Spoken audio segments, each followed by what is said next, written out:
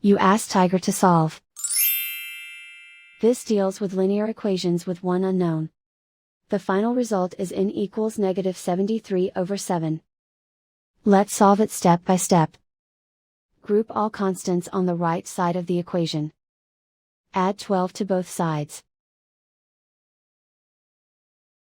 Group like terms. Simplify the arithmetic.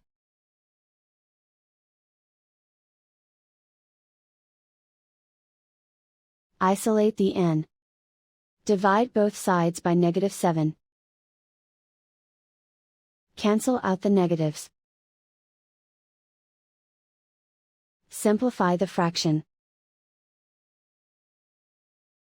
Move the negative sign from the denominator to the numerator.